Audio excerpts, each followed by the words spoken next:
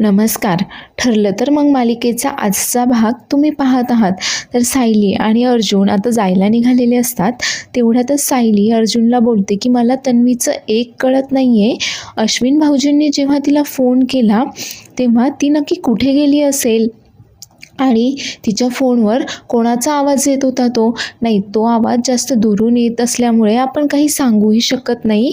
पण मग मला तो आवाज मात्र मुलीचा वाटला नाही. आणि अशी तिची कोणती मैत्रीण आहे की जिच्याकडे ती अश्विन भाऊजींना न सांगता गेली आहे. नाही म्हणजे ती आधीही घरात कोणाला न सांगता जात होती, पण ती आता अश्विन भाऊजींनाही काही न सांगताच जाते आहे. आणि मला तर असं वाटतंय की या महिपतशी तिचा नक्कीच काहीतरी कॉन्टॅक्ट अजूनही आहे. मला तर याची खात्रीच वाटते.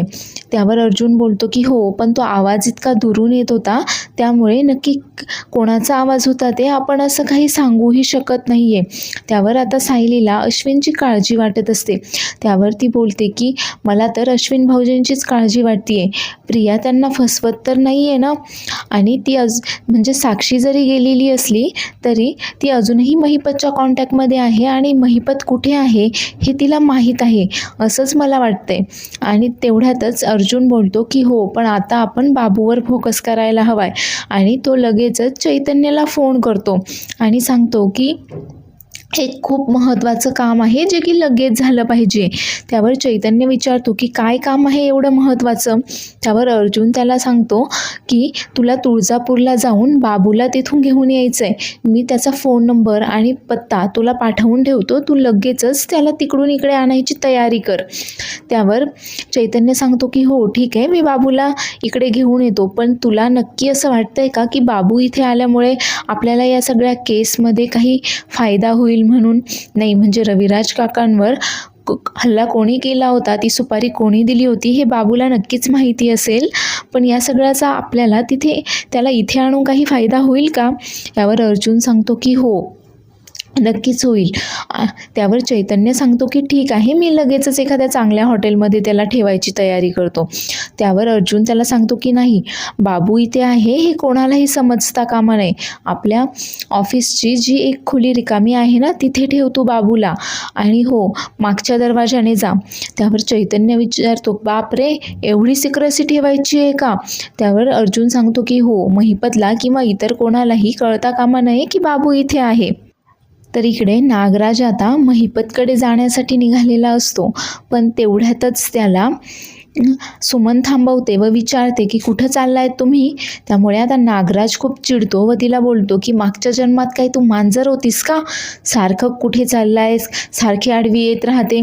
त्यावर सुमन बोलते की भाऊजींनीच तुम्हाला सांगितलंय ना की घरात कोणालाही न सांगता बाहेर जायचं नाही म्हणून. आणि तेवढ्यातच प्रतिमा देखील तिथे येते. आता प्रतिमा तिथे आल्यामुळे नागराज मात्र लगेचच सुमनशी नीट बोलायला लागतो व सांगतो की अगं इथेच आहे मी काय बाहेर कुठे नाही चाललोय, एक महत्त्वाचा फोन करायचा आहे मला, तेवढा फोन करतो आणि येतो मी लगेच, इथेच आहे बाहेर. त्यावर सुमन विचारते की मी फक्त एवढंच विचारत होते की तुम्ही जेवायला घरी येणार आहात की नाही. त्यावर नागराज सांगतो की हो, मग जेवायला घरीच येणार आहे मी, अजून कुठे जाणार आहे, फक्त तेवढा एक महत्त्वाचा फोन करतो आणि लगेच येतो मी, जेवण करायला तर घरीच येणार आहे मी. आणि नागराज आता बाहेर जाऊन लगेचच तन्वीला फोन करतो. तर तन्वी इकडे नागराजची वाट पाहत बसलेली असते, कारण आता रात्र झाल्यामुळे तिलाही घरी जायचं असतं. त्यामुळे ती नागराजची वाट पाहत असते, पण नागराजला काही मात्र यायला जमणार नसतं. त्यामुळे तो लगेचच आता तन्वीला फोन करतो आणि सांगतो की मला काही यायला जमणार नाही आहे, पण त्याचा काही आवाज अजूनही व्यवस्थित निघत नसतो. त्यावर तन्वी त्याला विचारते तुमचा आवाज काही अजून नीट झाला नाही का. नाही, तुम्ही काही बोलूच नका, तुमचा आवाज न बोलायच्या लायकीचाच नाही आहे. त्यावर नागराज तिला सांगतो की हे बघ, मला काही आज तिकडे यायला जमणार नाही आहे, तुझं तू काय ते मॅनेज कर. आता मात्र तन्वी खूप चिडते व बोलते की हे काय चाललं आहे तुमचं, म्हणजे मी माझ्या नवऱ्याला काय सांगू तिकडे, मी मैत्रिणीकडे चालले असं सांगून आले आणि आता परत रात्रभर इथे थांबायचं आहे, काय सांगणार मी माझ्या नवऱ्याला. त्यावर नागराज आता तिच्यावर खूप चिडतो व बोलतो की ते तुझं तू मॅनेज कर, इथे दादाने मला तंबी दिली आहे की मी जर घराच्या बाहेर पडलो तर परत घरात यायचं नाही म्हणून. त्यावर तन्वी बोलते की इतकं ऐकता का तुम्ही किल्लेदारचं, अहो गुंडाळा ना त्याला. त्यावर नागराज बोलतो की हो, आणि मी तिकडे आल्यानंतर तोही माझ्या मागोमाग येईल आणि मग मी स्वतःच त्याला महिपतकडे घेऊन येतो. तुला कळतंय का मी काय सांगतोय ते? त्यावर आता तन्वी खूप चिडते आणि नागराजला बोलते, म्हणजे तुमचं कसं झालंय ना, तुमच्यापेक्षा तर दारात बांधलेल्या कुत्र्याची पण अवस्था चांगली असते, अशी अवस्था झाली आहे आता तुमची. अहो 3 वर्ष झाले गुंडाळतीये मी त्या किल्लेदारला, आणि काहीतरी शिकलात की नाही तुम्ही माझ्याकडून? इतके घाबरता की काय तुम्ही त्या किल्लेदारला वगैरे? आता ती असं नागराजला बोलत असते. त्यावर नागराज तिला सांगतो का ग, तुला समजतंय का मी काय सांगतोय ते? मला आज तिकडे यायला जमणार नाहीये, त्यामुळे त्या महिपतकडे तू नीट लक्ष ठेव आणि तू तिथेच थांब रात्रभर त्याच्याजवळ. तुझं तू काय ते मॅनेज कर. त्यामुळे आता खरं तर तन्वी खूप चिडलेली असते आणि आता तिलाही रात्रभर इथेच थांबावं लागणार असतं. तर महिपत मात्र तिकडे लगेचच गाणं म्हणायला लागतो व तन्वीला बोलतो की काय मग आज नाईट ड्युटी तुमची आहे वाटतं बबली मॅडम, माझ्यावर लक्ष ठेवायची. काय झालं, नागराज शेठ काय येत नाही आहे का आज? आता मात्र तन्वी खूप जास्त चिडलेली असते व महिपत तिला बोलतो की नीट लक्ष ठेवा, अजिबातही झोपू नकोस रात्रभर, नाहीतर काय मी कधी तुझा गळा चिरेल ना ते तुला पण कळणार नाही. आता मात्र तन्वी खूप चिडते महिपतवर व त्याला बोलते, काय सारखं सारखं सारखं सारखं तेच तेच काय मला ऐकवत राहता? नक्की प्रॉब्लेम काय आहे तुमचा? आणि ती त्याच्या शेजारी तिथे खुर्चीवर जाऊन बसते आणि त्याला बोलते की माझ्यावर विश्वास ठेवा, मी तुमच्याच टीममध्ये आहे. आता मात्र महिपत खूप चिडलेला असतो तन्वीवर व बोलतो की तुझ्या टीममध्ये फक्त 3च लोक आहेत. कोणते विचार? एकतर प्रिया किल्लेदार, सुभेदार, बबली लोखंडे आणि तन्वी मधुकर, हे एवढेच लोक आहेत फक्त तुझ्या टीममध्ये. बाकी चौथा कुणालाही तू तुझ्या टीममध्ये घेत नाही वगैरे. तू आणि नागराज दोघेही साप आहात, साप. आता महिपत तन्वीला चिडवून देत असतो. तन्वी मात्र अजिबातही चिडत नाही. त्याच्या शेजारी तिथे खुर्चीवर जाऊन बसते आणि त्याला बोलते की तुझी मुलगी साक्षी जिवंत आहे. तर इकडे सुभेदारांच्या घरी सायली आणि कल्पनास सगळ्यांचे जेवणं झाल्यानंतर आवराआवर करत असतात. तर तेवढ्यातच अश्विन फोनवर बोलतच तिथे येतो. त्याने तन्वीला फोन केलेला असतो आणि तो तन्वीला विचारत असतो की अगं मी घरी आलो, आता रात्र झाली तरीही अजून तू घरी आलेली नाही आहेस. आणि तन्वी त्याला सांगत असते की तिची कसलीशी पार्टी आहे मैत्रिणींसोबत, त्यामुळे ती तिथेच थांबणार आहे. त्यावर अश्विन विचारतो की कसली पार्टी आहे तुझी? त्यावर ती सांगते की कोण तिची श्रुती नावाची मैत्रीण, ती आता पोस्ट ग्रॅज्युएट झाली आहे, त्यामुळे ती सगळ्यांना आता पार्टी देतीये. त्यावर अश्विन विचारतो की श्रुती, बरं ठीक आहे, अजून कोण आहे त्या पार्टीमध्ये? त्यावर तन्वी सांगते की रेवती पण आहे. तर हे सगळं ऐकल्यानंतर सायली मात्र विचारात पडते की श्रुती, रेवती ही नावं मी आधी कधी ऐकलेली तर मला आठवत नाही आहे, नक्की काय चाललंय? आणि तेवढ्यातच अश्विन तिथून जायला निघतो. तर सायली त्याला आवाज देऊन थांबवते व विचारते की अश्विन भाऊजी, प्रिया अजून घरी आलेली नाही आहे का? नक्की कुठे गेली आहे ती? काय सांगितलं तिने तुम्हाला? आता मात्र अश्विन खूप जास्त चिडतो सायलीवर व बोलतो की या सगळ्याचं तुम्हाला काय करायचं आहे? तसंही तू स्वतःच तर सांगितलंस ना की तन्वी या घराचा भाग नाही आहे म्हणून. त्यावर कल्पना लगेचच बोलते की हे बघ अश्विन, ते सगळं तन्वीने खोटं बोलून स्वतः ओढावून घेतलेलं आहे. आम्ही मुद्दामहून तिला काही त्रास वगैरे देत नाही आहोत. त्यावर सायली आता अश्विनला विचारत असते की हे पहा, ते काहीही असलं तरी ती एक मुलगी आहे, त्यामुळे काळजी तर वाटणारच ना. आणि ती कुठे आहे, कोणासोबत आहे, तुम्ही याची शहानिशा करायला हवी आहे. ती रात्रभर घराच्या बाहेर आहे. त्यावर आता अश्विन सायलीवरच चिडतो व बोलतो की म्हणजे काय करायला हवंय? मी तिच्यावर संशय घ्यायला हवाय? ती कुठे गेली तिच्या मागोमाग जायला हवंय का? आणि तेवढ्यातच अर्जुन आणि प्रताप देखील तिथे येतात. आता अश्विनचा चढलेला आवाज पाहून प्रताप लगेचच त्याला बोलतो की ओरडू नकोस. आणि सायली बरोबर बोलतीये की अरे रात्र बघ किती झाली आहे, एवढ्या रात्री घरातील सर्व माणसं घरातच असायला हवी आहेत. तर आता अश्विन मात्र इथे प्रतापवरही चिडून जातो. त्यामुळे अर्जुनला देखील हे अजिबातही सहन होत नाही व अर्जुन बोलतो की तन्वी नेहमी खोटंच बोलत असते आणि म्हणूनच आम्हाला आता देखील असंच वाटतंय की ती तुझ्याशी खोटं बोलून कुठेतरी गेली आहे. त्यावर अश्विन खूप चिडतो अर्जुनवर व बोलतो की मग तुम्हाला जे काही वाटून घ्यायचं आहे ना ते वाटून घ्या. नाही म्हणजे तुम्हाला तन्वीची आठवण फक्त तेव्हाच येते जेव्हा तुम्हाला तिच्या चुका काढायच्या असतात आणि ती माझ्याशी कधीही खोटं बोलत नाही. त्यामुळे ती कुठे गेली आहे काय करते आहे हे मी सगळं काही तिला करून देणार आहे. मी कधीही तिला असं विरोध करणार नाही आहे. आणि तो चिडूनच तिथून निघून जातो. त्यानंतर सायली आणि अर्जुन देखील त्यांच्या खोलीमध्ये येतात. तर तेवढ्यातच चैतन्य अर्जुनला फोन करून सांगतो की तू सांगितल्याप्रमाणे मी बाबूला इथे घेऊन आलोय आणि हे कोणालाही माहीत नाही आहे. तू सांगितल्याप्रमाणे मी ऑफिसमध्येच एका खोलीमध्ये त्याला ठेवलं आहे, पण त्याला अर्जंटली तुझ्याशी काहीतरी बोलायचं आहे. त्यावर अर्जुन सांगतो की ठीक आहे मी उद्या सकाळी येतो तिकडे मग तेव्हा बोलूयात. तर चैतन्य सांगतो की नाही त्याला आत्ताच अर्जंटली काहीतरी बोलायचं आहे. त्यामुळे तो फोन आता बाबूकडे देतो. तर बाबू अर्जुनशी बोलतो की साहेब मी इथे आलोय पण मला खूप भीती वाटते हो. त्या महिपतला वगैरे जर कळालं मी इथे आलोय तर मग माझं काही खरं नाही. त्यावर अर्जुन त्याला सांगतो की तू काळजी करू नकोस. महिपतला किंवा इतर कुणालाही समजणार नाही की तू इकडे आलायस म्हणून. तू अगदी सेफ आहेस तिथे. त्यामुळे जास्त विचार करू नकोस.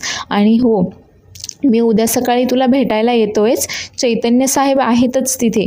तुला जर काही हवं असलं किंवा काय तर तू त्यांना सांगू शकतोस आणि अगदी कसलंही टेन्शन वगैरे घेऊ नकोस. आपण उद्या सकाळी येऊच तिकडे. त्यावर सायली लगेच अर्जुनला बोलते की तुम्ही उद्या सकाळी जेव्हा बाबूला भेटायला जाल तेव्हा मीही येऊ का तुमच्यासोबत. तेव्हा अर्जुन सांगतो की हो चालेल ना तूही ये माझ्यासोबत. आणि त्यानंतर आपल्याला रविराज काकाला भेटून देखील बाबूबद्दल सगळं काही सांगायला हवंय. तर आता अजून देखील सायली तन्वीचाच विचार करत असते. त्यावर सायली आता अर्जुनला बोलते की हो ना पण ही तन्वी मात्र अश्विन भाऊजींशी खोटं बोलून नक्की कुठे गेली आहे मला तेच काही कळत नाही आहे. नाही ती आजकाल जास्तच घराच्या बाहेर न सांगता जायला लागली आहे वगैरे आता त्यांचं बोलणं सुरू असतं. आणि तेवढ्यातच अर्जुनच्या मानेमध्ये चमक निघते. तर सायली आता त्याला बाम लावून देत असते. त्याला बाम लावून देताना सायली बोलते की मधुभाऊ बोलत होते की तुझ्या हातांमध्ये अगदी जादू आहे म्हणून. त्यांची जेव्हा मान दुखायची ना तेव्हा मी त्यांच्या मानेला देखील असाच बाम लावून द्यायचे. आणि हो माझ्या पायात देखील जादू आहे बरं का. म्हणजे मधुभाऊंची जेव्हा कंबर दुखायची तेव्हा मी त्यांच्या पाठीवर कमरेवर उभं राहून पायाने मालिश करून द्यायचे. त्यावर अर्जुन लगेच बोलतो की हो का माझी पण कंबर दुखतीये मला पण तुझ्या पायातली जादू पाहायची आहे. त्यावर सायली बोलते की काही पण काय अहो तेव्हा मी 8-10 वर्षांची असेल फक्त. आता नाही काय. आणि तुम्हाला जेव्हा मुलगी होईल ना तेव्हा तुमच्या मुलीकडूनच तुम्ही मालिश करवून घ्या. आता मात्र अर्जुन लगेच उठून उभा राहतो आणि सायलीला विचारतो की काय काय म्हणालीस तू परत बोल बरं. सायली मात्र खूप लाजलेली असते तेव्हा. आणि अर्जुन तिला बोलतो की तू लाजतेस तेव्हा अजून गोड दिसतेस. तर इकडे तन्वी महिपतला बोलते की साक्षी जिवंत आहे. हो मी तिला माझ्या डोळ्यांनी पाहिलंय की ती जिवंत आहे म्हणून. नाही तसं नागराजनेही मला सांगितलं होतं की साक्षी जिवंत आहे म्हणून पण तेव्हा काही मला ते खरं वाटलं नाही. पण आता मी तिला माझ्या डोळ्यांनी पाहिलंय आणि ती तिची ओळख लपवून जगात वावरतीये हेही मला माहिती आहे. आता महिपत तिला बोलतो की तुझ्या काय मेंदूला बुरशी बिरशी आली आहे का गं. अगं साक्षी जेलमध्येच मेली ना. ती मेल्यावर रडून रडून किती हाल झाले होते माझे. आणि असं कोणालाही ओळख बदलवून वगैरे बाहेर फिरता येतं का. त्यावर तन्वी बोलते की हो. आणि काय कोणी सांगितलं तुला हे. नागराज शेठने. त्यावर आता तन्वी बोलते शेठ कसला शेठ. काय नाव दिलं तुम्ही त्याला. साप. हां एकदम बरोबर नाव आहे. किती 20-25 वर्षांची मैत्री आहे ना तुमची. तरी देखील तो लगेच पलटला. ही तन्वी मात्र त्याच्यासारखी लगेच पलटत नाही. त्यामुळे तुम्ही माझ्यावर विश्वास ठेवू शकता. आणि हो एक प्रकारे मी साक्षीचं रक्षणच करते. म्हणजे मी साक्षी जिवंत आहे हे घरामध्ये लगेचच अर्जुनला सांगू शकत होते किंवा पोलिसांना देखील सांगू शकत होते. त्यामुळे मी असं काहीही केलेलं नाही आहे. आता एक प्रकारे मी स्वतःच्या जीवाचा आटापिटा करून साक्षीचं रक्षणच करते आहे. आणि आता ती महिपतसमोर पाण्याचा ग्लास पकडते, पण तो काही पाणी पित नाही. त्यामुळे तीच आता पाणी पिऊन टाकते आणि त्याला बोलते की एक प्रकारे ना मी साक्षीचं रक्षणच करते आहे. तो नागराज तुमच्यावर उलटला, पण मी मात्र तुमच्याच टीममध्ये आहे अजूनही. समजलं का तुम्हाला? तर दुसऱ्या दिवशी सकाळी इकडे सुभेदारांच्या घरी सर्वजण नाश्ता करत असतात. तर एवढ्यात विमलताई अस्मिताला बोलतात की अस्मिताताई, तुम्हाला आवडतो ना, म्हणून खास सायलीताईंनी आज उपमा बनवलाय. त्यावर अस्मिता सायलीला थँक्यू बोलते. तर सायली बोलते की थँक्यू काय त्यामध्ये? तेवढ्यातच प्रताप बोलतो की हो, आजकाल आपलं सगळं जग ना अस्मिताभोवतीच फिरतंय.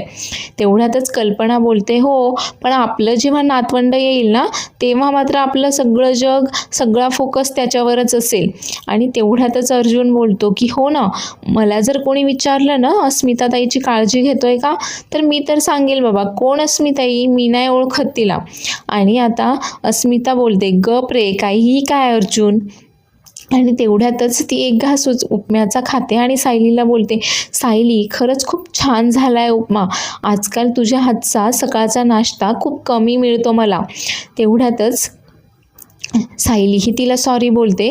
तर कल्पना बोलते की अगं हो, घरातलं एवढं सगळं आवरून परत ऑफिसला अर्जुनला मदत करायला जाणं एवढं तिलाही शक्य नाही, आपण थोडं समजून घेऊयात. तेवढ्यातच अर्जुन अश्विन आता ऑफिसला जायला निघतो. तर तेवढ्यातच तन्वी तिथे येते. तर अश्विन तिला विचारतो की आलीस तू, कशी झाली तुझी पार्टी? त्यावर तन्वीही सांगते की हो, मस्त झाली. अरे तू काय निघालास लगेच? मी तर तुझ्यासाठी नाश्ता बनवणार होते, किचन फ्री असेल तर. आणि हे ऐकल्यानंतर मात्र घरातील सर्वच जण तन्वीवर हसत असतात. तेवढ्यातच अश्विन बोलतो की नाही, मला पण आवडलं असतं ते, पण अगं मला आता अर्जंटली जायचं आहे, मी जातो. बरं ते सगळं जाऊ दे, तुझी पार्टी कशी झाली? सगळं छान झालं ना? तेवढ्यातच तन्वी आता घरच्यांकडे पाहून हसूनच सांगते हो, अगदी मस्त झाली पार्टी. सानिकाने तर सगळं काही बाहेरूनच मागवलं होतं, त्यामुळे एकदम छान झाली पार्टी. आता सानिकाचं नाव ऐकून तर सगळेच जण आता गोंधळून जातात की ही तर रात्री श्रुती आणि रेवती बोलली होती, मग आता ही सानिका कोण नवीनच? तितक्यातच अश्विन तिला विचारतो की अगं पण पार्टी तर श्रुतीची होती ना, ती पोस्ट ग्रॅज्युएट झाली आहे म्हणून पार्टी होती ना. आता तन्वी देखील आपण काय बोलून गेलो म्हणून गोंधळून जाते. तर पुढील भागामध्ये आपण पाहणार आहोत की नागराज आता इकडे महिपतकडे आलेला असतो आणि महिपतला बोलतो की तू जर पोलिसांच्या किंवा अर्जुनच्या हाती लागलास आणि तुझा गळा पकडला गेल्यानंतर तू माझं सत्य देखील लगेच सांगून टाकशील. उलट तू माझे आभार मान की मी तुला अजून देखील जिवंत ठेवलंय म्हणून. तू जिवंत राहणं माझ्यासाठी धोक्याचं आहे. तर सुमन आता इकडे निश्चय करते की नागराज आणि महिपतचं जे काही सत्य आहे ते आता सायलीला सांगून टाकायचं. आता ती सायलीला सांगत असते की नाही तर इतक्या दिवसांपासून मीच तुझ्यापासून सगळं काही लपवून ठेवलं, पण आता नाही, मला खूप महत्त्वाची गोष्ट तुम्हाला सांगायची आहे. तर सायली आणि अर्जुन बाबूला भेटायला आल्यानंतर बाबू त्यांना सांगतो की मला जे काही ॲक्सिडेंटबद्दल आठवतं आहे ते सगळं काही मी तुम्हाला सांगायला, तुमची मदत करायला तयार आहे. एपिसोड आवडला असल्यास चॅनेलला लाईक, शेअर आणि सबस्क्राईब करायला विसरू नका आणि पुढील एपिसोड पाहायला देखील विसरू नका.